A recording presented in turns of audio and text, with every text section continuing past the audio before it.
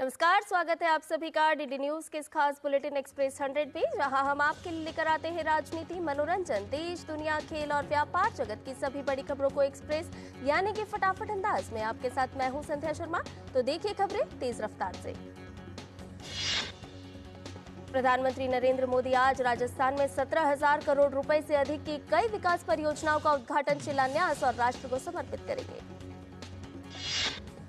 विकसित भारत विकसित राजस्थान कार्यक्रम के दौरान आज सुबह वीडियो कॉन्फ्रेंसिंग के जरिए पीएम मोदी राजस्थान में सड़क, रेलवे, सौर ऊर्जा, विद्युत ट्रांसमिशन, पेयजल तथा पेट्रोलियम और प्राकृतिक गैस से जुड़ी योजना शुरू करेंगे। प्रधानमंत्री राजस्थान में 5,000 करोड़ रुपए से अधिक की विभिन्न राष्ट्रीय राजमार्ग परियोजनाओं का उद्घाटन करेंगे। इसमें 8 लेन दिल्ली मुंबई ग्रीनफील्ड अलाइनमेंट के 3 खंडों का उद्घाटन शामिल है।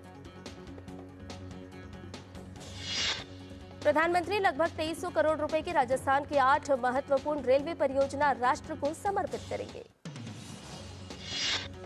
प्रधानमंत्री जल जीवन मिशन के अंतर्गत परियोजनाओं सहित लगभग 2400 करोड़ रुपए की कई परियोजनाओं की आधारशिला रखेंगे। प्रधानमंत्री नरेंद्र मोदी आज हरियाणा के रेवाड़ी में 9,750 करोड़ रुपए से अधिक की कई विकास परियोजनाओं का उद्घाटन, लोकार्पण और शिलान्यास करेंगे। प्रधानमंत्री मोदी करीब 5,450 करोड़ रुपए की लागत से विकसित होने वाली गुरुग्राम मेट्रो रेल परियोजना की आधारशिला रखेंगे। 28.5 किलोमीटर लंबाई की है ये परियोजना। गुरुग्राम मेट्रो रेल परियोजना में मिलेनियम सिटी सेंटर को उद्योग विहार चरण 5 से जोड़ा जाएगा और साइबर सिटी के पास मौलसारी एवेन्यू स्टेशन पर रैपिड मेट्रो रेल गुरुग्राम के मौजूदा मेट्रो नेटवर्क में इसे मिला दिया जाएगा। प्रधानमंत्री मोदी रेवाड़ी में एम्स की आधारशिला रखेंगे। रेवाड़ी के गांव माजरा मोसल भालखी में 1650 करोड़ रुपए से 203 एकड़ भूमि में बनेगा एम्स। प्रधानमंत्री कुरुक्षेत्र के ज्योतिसर में नवनिर्मित अनुभव केंद्र का उद्घाटन करेंगे। इस अनुभवनात्मक संग्रहालय को लगभग 240 करोड़ रुपए की लागत से बनाया गया है। प्रधानमंत्री रेवाड़ी में रेल लाइन की दोहरीकरण करने वाली परियोजनाओं का शिलान्यास और राष्ट्र को समर्पित भी करेंगे। रोहतक महम हांसी खंड में ट्रेन सेवा को भी हरी झंडी दिखाएंगे। उपराष्ट्रपति जगदीप धनखड़ आज नई दिल्ली में भारत स्टार्टअप और एसएमई शिखर सम्मेलन में मुख्य अतिथि होंगे। केंद्र सरकार और आंदोलनकारी किसानों के बीच अगले दौर की बैठक रविवार को होगी।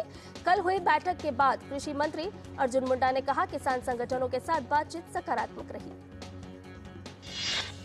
कल हुई बैठक में शांति बनाए रखने पर हुई सहमति। किसानों से चंडीगढ़ में कृषि और किसान कल्याण मंत्री अर्जुन मुंडा, वाणिज्य और उद्योग मंत्री पीयूष गोयल और गृह राज्य मंत्री नित्यानंद राय ने की बातचीत। बैठक में पंजाब के मुख्यमंत्री भगवंत मान भी हुए शामिल। किसानों के आंदोलन से प्रभावित इलाकों में मौजूदा उद्योग बंदी के कगार पर पहुंच गए हैं, तो वहीं बोर्ड परीक्षाओं के चलते छात्रों को परीक्षा केंद्र पहुंचने की समस्या से दो चार होना पड़ रहा है। हरियाणा के 7 जिलों में मोबाइल इंटरनेट बैन 17 फरवरी की आधी रात तक बढ़ाया गया। अंबाला, कुरुक्षेत्र, कैथल, जींद, हिसार, फतेहाबाद और सिरसा जिलों में बढ़ी पाबंदी।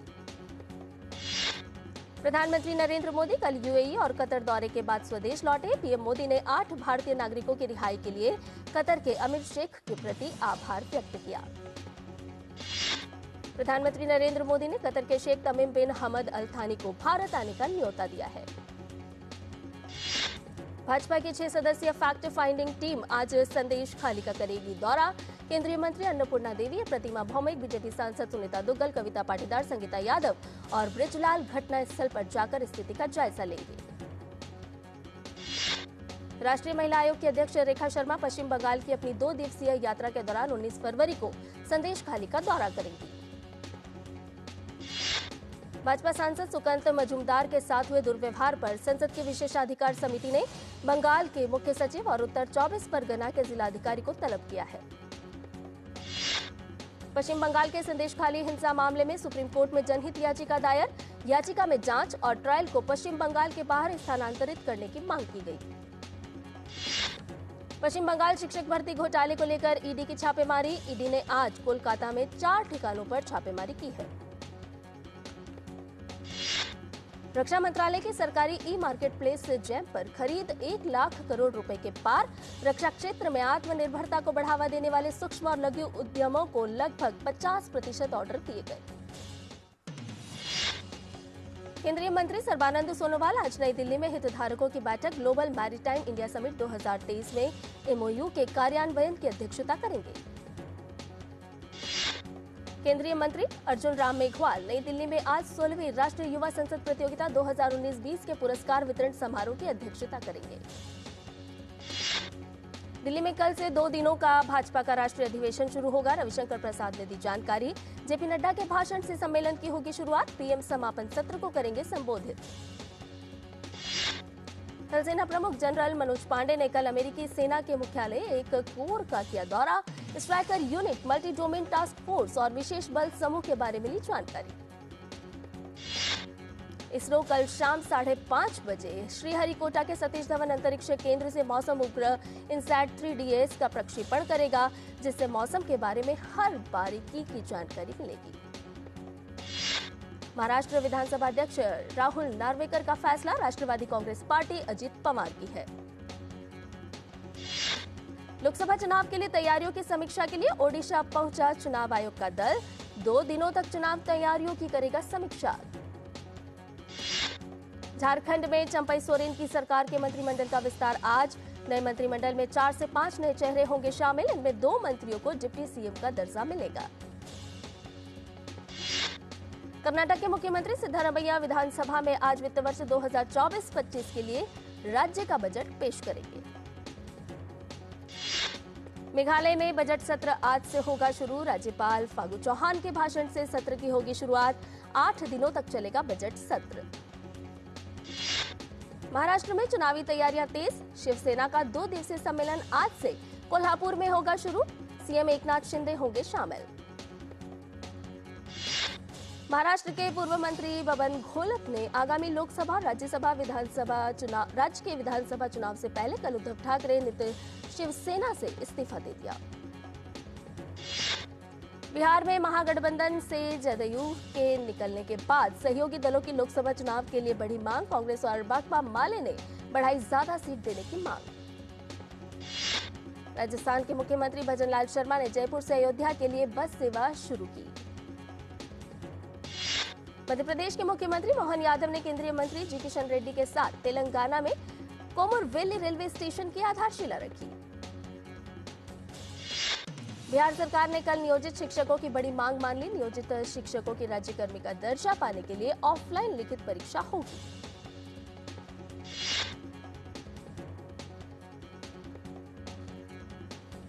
और बुलेटिन में फिलहाल रुकने एक छोटे से ब्रेक के लिए जल्द हाजिर होंगे। आप बने रहिए डीडी न्यूज के साथ। साल, बरस और सदी नहीं, एक युग गुजर जाएगा।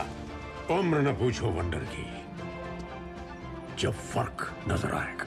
वंडर सीमेंट, फर्क नजर आएगा। कोविड ने हम लोगों को work from home and flexibility दोनों सिखा दी। Handling my job responsibilities and अपना घर। एनपीएस भी इसी तरह फ्लेक्सिबल है। इन्वेस्टमेंट ऐप के थ्रू अपना अकाउंट इजीली ओपन किया और अब उसी ऐप के थ्रू अपना अकाउंट फुल्ली ऑपरेट कर रहा। कोई रिस्ट्रिक्शन नहीं है, किसी भी समय लॉग इन कर सकता हूँ और अपने इन्वेस्टमेंट की अमाउंट चेंज भी कर सकता हूँ। जितना पॉसिबल होता है उतना अपने इनकम से बचाता हूँ और अपने एनपीएस अकाउंट में इन्वेस्ट करता हूँ। अपने बेहतर कल को सुनिश्चित करने के लिए एनपीएस जरूरी है।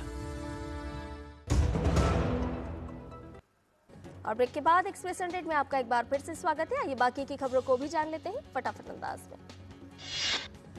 दिल्ली आबकारी नीति घोटाले मामले में ईडी ने आज बीआरएस नेता के कविता को पूछताछ के लिए किया तलब। तमिलनाडु के पूर्व मंत्री वी सेंथिल बालाजी के खिलाफ आज आरोप होंगे तय। मनी लॉन्ड्रिंग से जुड़ा है मामला। टीएमसी सांसद देव और मुकुल रॉय को ईडी का समन। मनी लॉन्ड्रिंग मामले से जुड़े मामले में समन। मराठा कोर्ट मामले को लेकर अनशन कर रहे मनोज जारांगे पाटिल की सेहत में गिरावट। बॉम्बे हाई कोर्ट ने दिया इलाज का आदेश। प्रवर्तन निदेशालय ने फेमा उल्लंघन मामले में हैदराबाद और उसके आसपास 7 ठिकानों पर छापे मारे। दिल्ली के अलीपुर में बड़ा हादसा, पेंट फैक्ट्री में आग लगने से 11 लोगों की जलकर हुई मौत। दिल्ली मेट्रो के सुभाष नगर स्टेशन से धातु का पाइप गिरा, एक महिला हुई घायल। राजस्थान के बीकानेर में भीषण सड़क हादसा, ट्रक और कार की टक्कर में 5 लोगों की हुई मौत, 5 लोगों की मौत। ओडिशा के गंजाम जिले के तप्तपानी घाट में बस पलटी, 43 लोग हुए घायल। जयपुर में क्रीड़ा भारती ने सामूहिक 108 सूर्य नमस्कार का किया आयोजन, सूर्य सप्तमी पर किया गया आयोजन। वित्त मंत्री निर्मला सीतारमण ने security printing and minting corporation of India के स्थापना दिवस पर दिल्ली में 3 स्मारक सिक्के लॉन्च किए। मुख्य आर्थिक सलाहकार वी अनंत नागेश्वरन ने कहा कि जलवायु परिवर्तन से निपटने के लिए विकसित देशों के कार्बन सीमा समायोजन व्यवस्था जैसे उपाय विकासशील अर्थव्यवस्थाओं के लिए उचित नहीं है। भारत और नेपाल के केंद्रीय बैंकों ने दोनों देशों के तेज भुगतान प्रणालियों, भारत के एकीकृत भुगतान इंटरफेस और नेपाल के राष्ट्रीय भुगतान इंटरफेस के एकीकरण की शर्तों पर हस्ताक्षर किए। रिजर्व बैंक ऑफ इंडिया की ओर से बड़ी कार्ड कंपनियों वीजा और मास्टर कार्ड पर थर्ड पार्टी ऐप के जरिए मनी ट्रांसफर और रेंट पेमेंट जैसे B2B लेन-देन पर रोक लगा दी गई है। घरेलू क्रूड पर विंडफॉल टैक्स 100 रुपए प्रति टन बढ़ा दिया गया है। बढ़त के साथ घरेलू क्रूड विंडफॉल टैक्स बढ़कर 3300 रुपए प्रति टन पर पहुंच गया है। जनवरी में देश का एक्सपोर्ट सालाना आधार पर 3.12% बढ़कर $36.92 बिलियन यानी 3.06 लाख करोड़ रुपए हो गया है।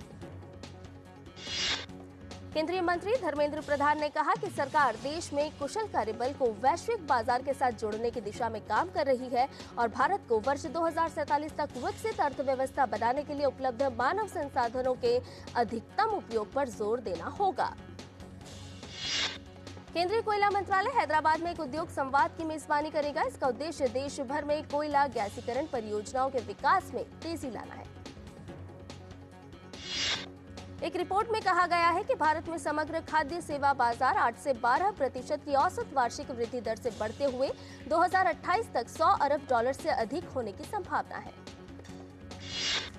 ई कॉमर्स क्षेत्र की दिग्गज कंपनी अमेजॉन ने कहा कि उसने साल 2023 में भारत से कुल मिलाकर $8 अरब से अधिक का निर्यात कर लिया है। कौशल विकास एवं उद्यमिता और जल शक्ति राज्य मंत्री राजीव चंद्रशेखर ने कहा कि असम में जल्द ही करीब 25,000 करोड़ रुपए का सेमीकंडक्टर पैकेजिंग प्लांट लगेगा। केंद्र ने कर्नाटक से 1.39 लाख टन चने की खरीद को मंजूरी दे दी है। केंद्रीय कृषि राज्य मंत्री शोभा करंदलाजे ने ये जानकारी दी है। इंडिया यामाहा मोटर ब्रेक में खराबी ठीक करने के लिए 3 लाख स्कूटर वापस मंगवाएगी।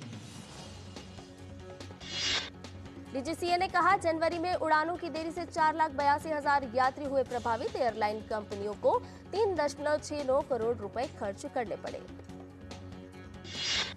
केंद्रीय विद्यालय संगठन ने डिजिटल माध्यम से ट्यूशन शुल्क भुगतान के लिए भारतीय राष्ट्रीय भुगतान निगम के भारत बिल पे के साथ समझौता किया है।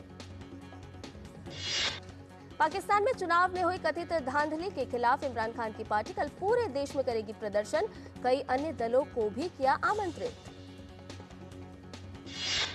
अमेरिका ने पाकिस्तान चुनाव में धांधली की खबरों को लेकर चिंता जाहिर की है। व्हाइट हाउस के राष्ट्रीय सुरक्षा प्रवक्ता जॉन किर्बी ने कहा कि अमेरिका स्थिति पर लगातार नजर बनाए हुए है।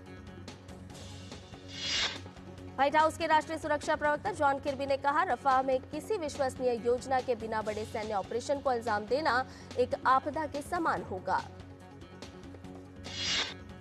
अमेरिका में भारतीय छात्रों पर हमले को लेकर व्हाइट हाउस के प्रवक्ता ने जताई चिंता।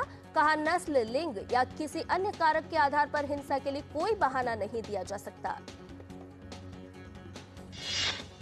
नेपाल पुलिस ने मानव तस्करों के रैकेट का भंडाफोड़ कर 11 भारतीयों को बचाया, जिनमें अधिकतर छात्र शामिल थे। मामले में 8 लोग गिरफ्तार। इजरायल ने लेबनान में 2 हवाई हमले किए। हमले में कुल 10 लोगों की मौत हो गई है। अमेरिका के पूर्व राष्ट्रपति डोनाल्ड ट्रंप की बढ़ी मुश्किलें। हश मनी मामले में 25 मार्च को न्यूयॉर्क में चलेगा मुकदमा।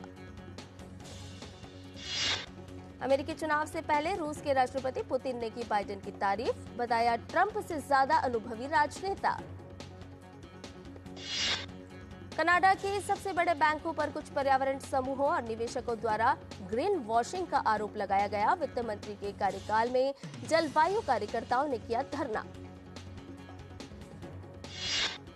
थाईलैंड की राजधानी बैंकॉक में खतरनाक प्रदूषण स्तर के चलते आपातकाल की घोषणा की गई। इस दौरान बैंकॉक के नागरिकों से घर से ही काम करने का आग्रह किया गया है। राजकोट टेस्ट का दूसरा दिन आज। टेस्ट के पहले दिन भारत ने 5 विकेट पर 326 रन बनाए। रोहित शर्मा और रविंद्र जडेजा ने जड़े शतक। रविंद्र जडेजा ने राजकोट टेस्ट के पहले दिन शतक लगाया। वे 12वें क्रिकेटर बन गए हैं जिनके नाम टेस्ट में 3000 रन और 250 विकेट हैं। पाकिस्तान के तेज गेंदबाज हारिफ रऊफ को ऑस्ट्रेलिया के खिलाफ टेस्ट सीरीज से नाम वापस लेने की बड़ी सजा मिली है।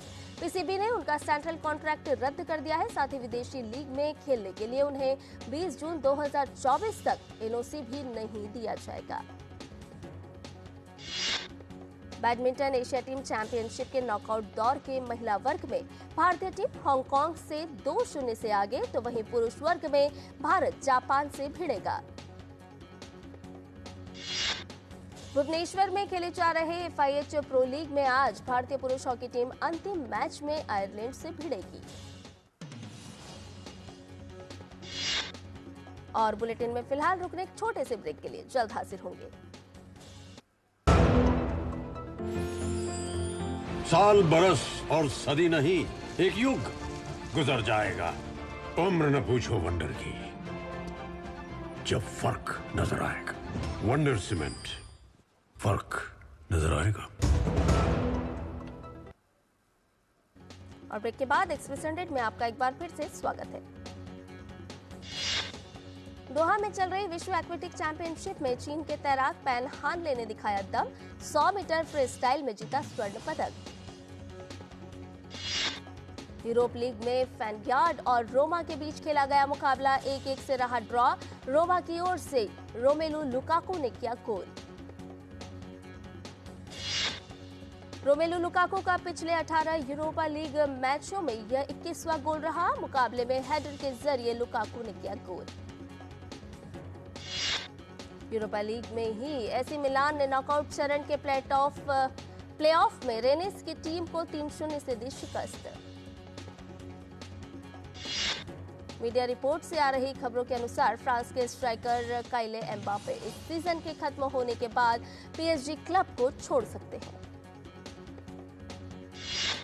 कोरिया फुटबॉल एसोसिएशन की सलाहकार समिति ने प्रमुख कोच यर्गेन क्लिंसमैन को पदक से हटाने की अनुशंसा की है।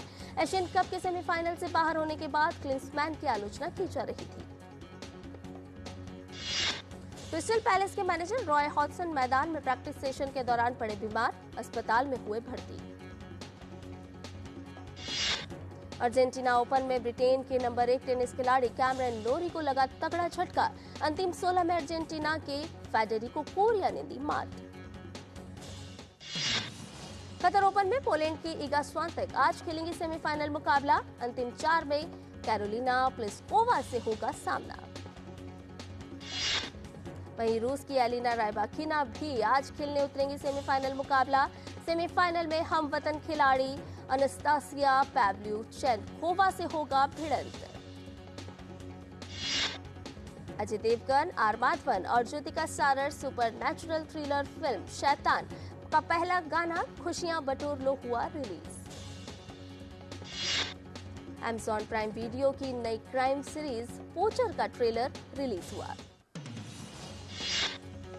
Godzilla x Kong the new expire का नया ट्रेलर रिलीज हो गया है।